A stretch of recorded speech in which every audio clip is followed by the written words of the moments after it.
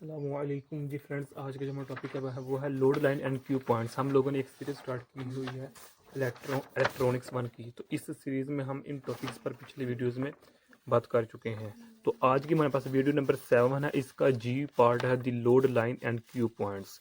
Okay, तो ये देखते जाएं। वीडियो नंबर 7 में हमने जो ट्रांजिस्टर था ऑलमोस्ट इसको हमने कम्प्लीटली डिस्कस कर चुके हैं। ओके, अब इसका जो लास्ट रह जाता है पार्ट हो हमारे पास लोड लाइन क्या होता है, क्यू पॉइंट्स क्या होते हैं। ओके, तो नेक्स्ट आने वाली वीडियोस में इन टॉपिक्स पर भी बात करने की कोशिश करेंगे। तो आइए आज के टॉपिक को स्टार्ट करते हैं। बिस्मिल्लाहिर्रहमानिर्रहीम, सल्लल्लाहु तआला अला मुहम्मद सल्लल्लाहु अलैहि वसल्लम। अच्छा, ये डेफिनेशन लिखी हुई है, इनको हम बाद में देखते हैं।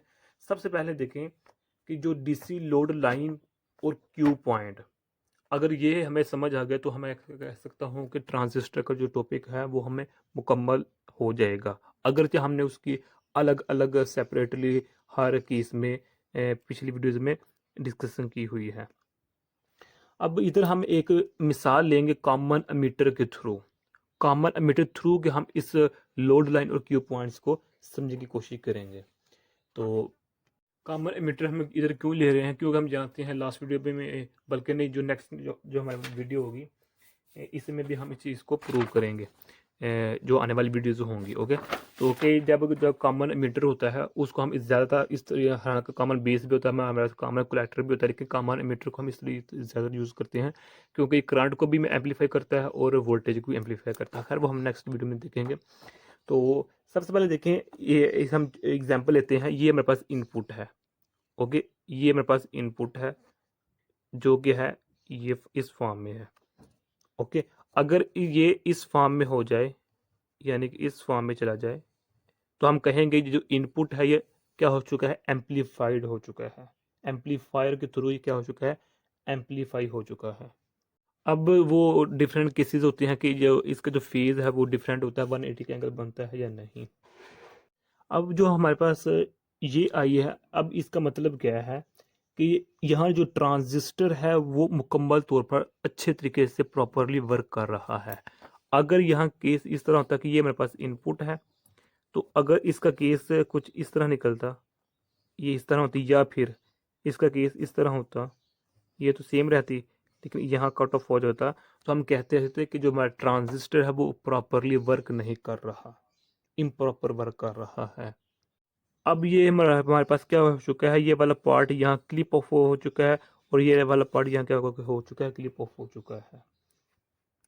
अब अगर हमारे पास ये क्लिप ऑफ हुआ है, इसका मतलब है ये कट ऑफ रीजन के नज़दीक है। और अगर ये क्लिप ऑफ हुआ है, नीचे वाला पार्ट क्लिप ऑफ हुआ है, तो हमारे पास सेचुरेशन, ये सॉरी, ये कट ऑफ रीजन के नज़दीक है और ये वाला किसके नज़दीक है, सेचुरेशन के नज़दीक है, पॉइंट के सेचुरेशन पॉइंट के नज़दीक है।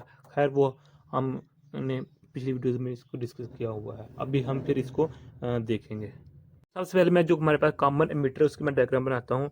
ये हमारे पास कॉमन एमीटर है। ओके, ये मेरे पास एमीटर है ये वाला। तो इसको मैंने इस तरह कर दिया, तो इसको मैंने रजिस्टर के साथ अटैच कर दिया और इधर मैंने बैटरी को अटैच कर दिया। बैटरी क्या है, पॉजिटिव बैटरी है। और इसको क्या कर दिया, मैंने ग्राउंडेड कर दिया। यहाँ पॉजिटिव नेगेटिव, इसको हम कहते हैं VCC। ओके, और जो मेरे पास एमीटर है इसको भी हमने क्या कर दिया, ग्राउंडेड कर दिया है। और यहाँ जो मैं बेस है, बेस के साथ भी हमने अटैच कर दिया किसको, एक रजिस्टर को, और इसको हमने नेक्स्ट अटैच कर दिया एक बैटरी के साथ, और बैटरी को भी हमने ग्राउंडेड कर दिया है। इस बैटरी को नाम देते हैं हमारे पास क्या है, VBE है, यानी कि एक्चुअली मेरे पास ये VBB होता है, यानी कि इस तरह होता है। डन हो गया। ये हमारे पास क्या है, बेस है, ये कलेक्टर है, ये मेरे पास क्या है, एमीटर है, और इसकी डायरेक्शन क्या है, डाउनवर्ड है। यहाँ जो हमारे पास VCC है इसको हम VCE लिख सकते हैं।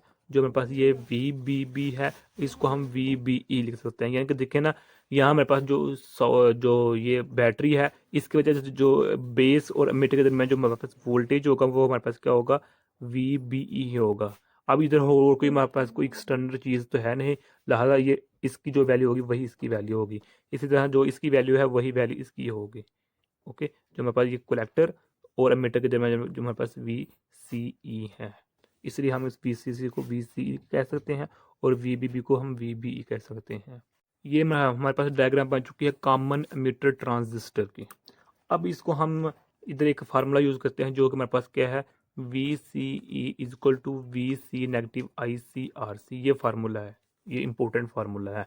अब ये फार्मूला कहाँ से देखा, ये देखना जो वी सी सी है, जब ये मेरे पास जब ये रजिस्टर है, इस रजिस्टर के जब जिस रेजिस्टेंस के आर सी है, जब इसकी वजह जो आई सी होगा, ओके, तो जो हमारे पास होगा कलेक्टर और एमिटर के दरमियान वाई सी होगा, यानी कि जो वी सी सी है किसका प्लस होगा, इसका और इसका, क्योंकि वी सी सी के दो ही से हो रहे हैं, एक रजिस्टर के थ्रू और एक कॉमन और मीटर के थ्रू हो रहे हैं, इसलिए जब इन दोनों को ऐड करेंगे तो इसके इक्वल हो जाएंगे। ओके, यानी कि जो मेरे पास हो जाएगा V C C is equal to ये I C, V is equal to I C R C plus V C E, यही है। तो इस फार्मूले को हम मैंने मैनेज करके इस तरह लिख लिया है। अब यहाँ देखें क्या है हमारे पास होता है कि जो हमारे पास हम सपोज करते हैं, जो हमारे पास आर सी जो रजिस्टर हमने लगाया है वो कितने हैं, 220 ओहम का हमने रजिस्टर लगाया हुआ है। अब हम डिफरेंट वैल्यू लेते हैं। पहली वैल्यू हम ये कहते हैं कि जो हमारे पास वी सी सी की वैल्यू है, हमारे वी सी सी की वैल्यू है, हम पहले कह रहे हैं वो हमारे पास 10 है। ओके, तो अब जब ये 10 है तो इस 10 वोल्टेज की जब बैटरी को अटैच किया तो इसके थ्रू हमारे पास क्या होगा, करंट होगा, और जाहिर बात है रजिस्टर भी लगा हुआ है। तो हम कहते हैं कि जो हमारे पास इधर वी सी ई होगा वो हमारे इस तरह होगा, ये 10 का हो गया। अब आर सी हमें पहले ही मालूम है, ये हमारे पास ओम का है। अब आई सी है हमारे पास। अब हम सपोज करते हैं इधर के जो हमारे पास आई सी है 10 ले ले, 20 ले ले, हम इधर 20 ले लेते हैं कि हमारे पास जो आई सी है वो जो करंट गुजरी है इस रजिस्टर से में से वो 20 है। ओके, अभी जब इनको मैं सॉल्व करूंगा तो मेरे पास मैं डायरेक्ट आंसर लिख रहा हूँ, मेरे पास आ रहा है 5.1 आ रहा है। क्या आ रहा है, वोल्टेज किसका, वी सी ई का, यानी कि कलेक्टर और अमीटर के दरमियान जो मैं वोल्टेज है इसके थ्रू कितना है, ये है। ये तो हो गया हमारे पास, एक ये वैल्यू होगी।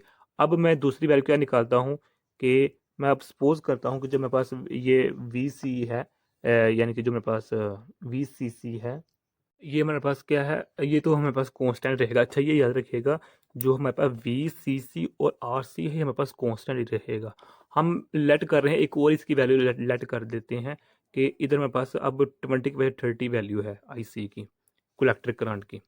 ओके, तो जो ये मेरे पास वैसी ही रहेगी, सेम ही रहेंगी। तो अब इस केस में जब इसको मैं सॉल्व करूँगा तो मेरे पास जो आंसर आएगा वो 3.7 वोल्ट आएगा। अब मैं सपोज करता हूँ फिर थर्ड वैल्यू लेता हूँ कि अब थर्ड वैल्यू मैं किस तरह ले रहा हूँ कि अब इस 30 की जगह मैं 40 पुट कर देता हूँ तो हमारे पास क्या आ जाएगा, इसको जब मैं सोल्व करूँगा तो मेरे पास इसका आंसर आ जाएगा 1.2 आ जाएगा।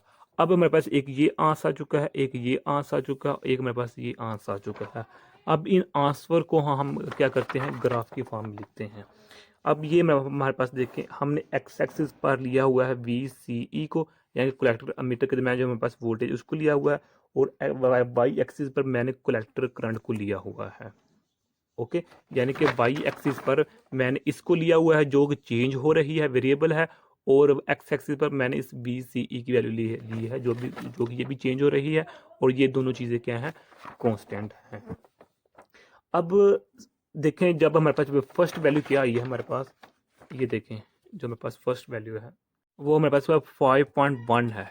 5.1 का मतलब इधर हम एक बना लेते हैं, 1 है, ये 2 है, ये 3 है, ये 4 है, ये 5 है, तो हमारे पास 5.1 यहाँ बन रहा है। ओके, तो 5.1 ये मेरे पास बी सी ई हो गया। किस पर, जब हमारे पास आई सी कितना था, 20 था, यानी कि इसका मतलब क्या हुआ कि जब इधर हम ले लेते हैं, ये मेरे पास 20 है, ये मेरे पास 30 है, ये मेरे पास 40 है, तो ये 50 है। तो जो अब हमारे पास 20 था, तो 20 पर जो हमारे पास बना था वो हमारे पास ये था, यहाँ तक ये वाला। ओके, ये मेरे पास था, तो ये पॉइंट है। इस पॉइंट को मैं आगे नेक्स्ट इस तरह खींच लूँ तो ये मेरे पास पॉइंट है, एक ये पॉइंट बन गया। अब सेकंड पॉइंट क्या है कि जब हमने आई सी की वैल्यू डिफरेंट ली तो ये तो कॉन्स्टेंट है दोनों चीज़ें, तो अब 3.7 मेरे पास आंसर आया, 3.7 ऑलमोस्ट यहाँ आया। कब, जब हमने वैल्यू क्या ली, 30 ली, 30 ये है। तो अब इसकी जो मेरे पास वैल्यू होगी वो मेरे पास ये होगी, इस तरह यहाँ तक होगी, तो यहाँ तक ये मेरे पास क्यू एक मेरे पास ये पॉइंट बन गया। तो अब थर्ड वैल्यू क्या है कि हमने इस आई सी की वैल्यू चेंज किया जो कि 40 है, तो अब इसके 1.2 आंस आ रहा है, तो 1.2 आंस हमारे पास किस तरह होगा, यहाँ तक होगा, यहाँ 40 पर यहाँ, यानी कि ये मेरे पास इस तरह होगा, इस तरह। अब जो हमारे पास ये पॉइंट्स आए, इन पॉइंट्स को हम मिला देते हैं आपस में, ये इस तरह हम मिला देते हैं। ओके, ये मेरे पास हो चुका है। अब यहाँ एक ये पॉइंट बन चुका है, एक ये पॉइंट बन चुका है। जो ये पॉइंट है इसको हम कहते हैं ये Q1 पॉइंट है, यानी कि ऑपरेटिंग पॉइंट है।